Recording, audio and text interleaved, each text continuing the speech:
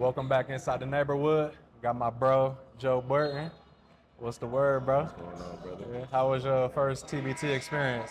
Ooh, bro, it was everything that I really imagined for real, bro. I've been trying to play in the TBT almost like the last 4 years, kind of like I've been trying to register, get in with teams and stuff, and I finally got my opportunity, and I feel like it was a great experience. I enjoyed it a lot. How was it to represent Valpo? Oh man, a lot of people, some people don't really know, like my situation that really happened at Valpo, but it was real sentimental. I really appreciate them.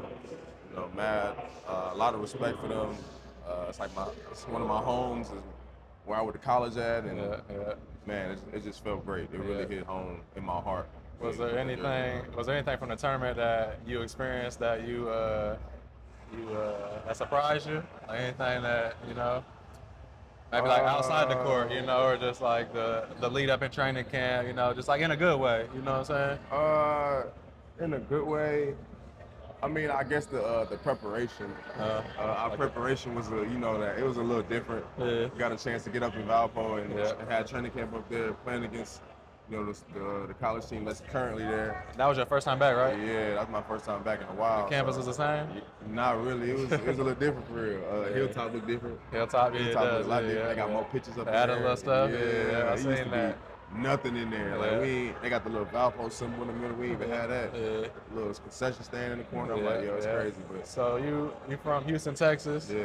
Let me share a little bit real quick. How was it growing up in Houston? I mean, for me, it was real moderate, bro. It was real cool. Like everything was really kind of afloat with my folks, man. I was in a 2-parent household. My mom and dad did a great job, man. You grew up playing multiple sports? Yeah. I started out playing football, and I ran track too. So track. What position you playing football? I play receiver. Receiver. Yeah. Okay. What about track? What was your advance? Track? Oh man, I ain't gonna lie. So if you talk to my pops about this, he'll give you the whole rundown. Track is his sport. So I ran 100, 200, and a 4x4. So I really like sprinting for real, bro. Like that was my thing for real. I know we kind of bouncing around, but we're both fellow transfers. We've transferred multiple times. How was that experience? Like just transitioning to a new place? It was different. A lot of times, when you getting ready to transfer, bro, you know how you get into those emotions, like you just ready to go immediately, thinking it's gonna be just like an easy transition. Thinking it's gonna be just like you gonna be able to do what you're doing at your previous school, at your next school. And it's not like that. You gotta get there, get adjusted to a whole new system, kind of a way of living. So all it did is just prepare me for life a little bit. So I really enjoyed that part of it.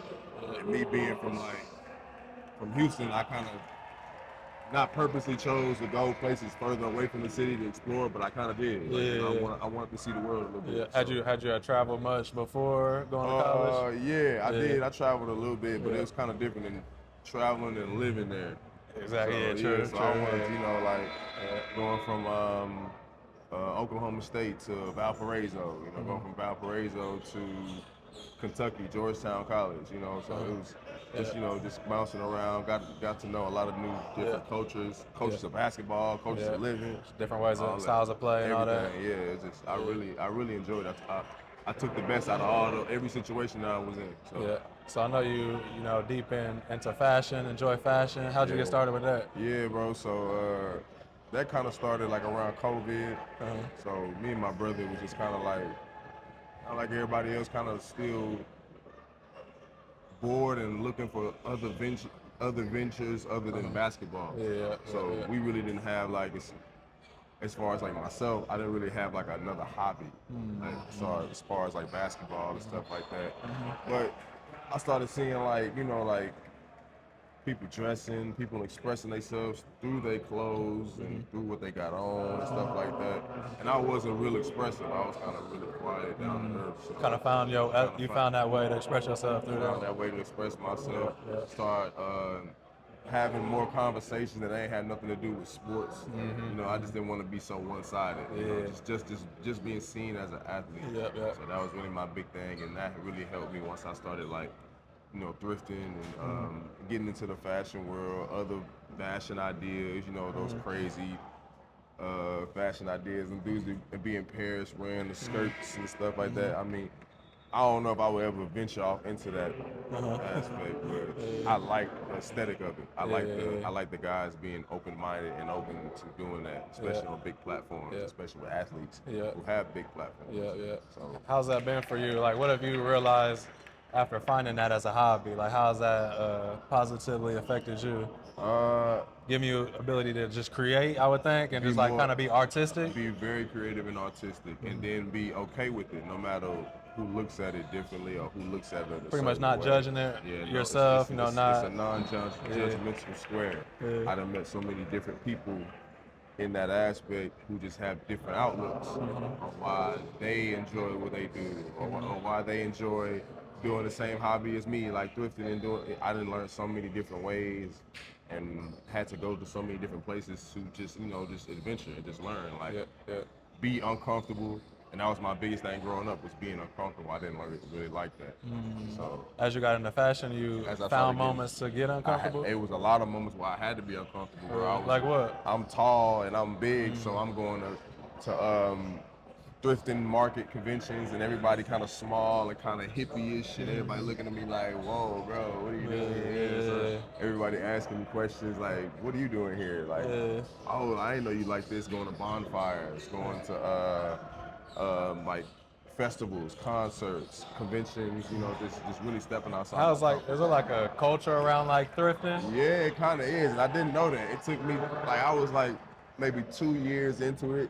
Once I found out it was a culture, and like it's like a whole like community and people you can reach out to about fashion, not just about like thrifting, about just like different labels of fashion in general, like Rick Owens and stuff like that, and like like Louis V. Like I want to be one of those guys. I tell people that one of my goals is to maybe like walk in New York Fashion Week or something.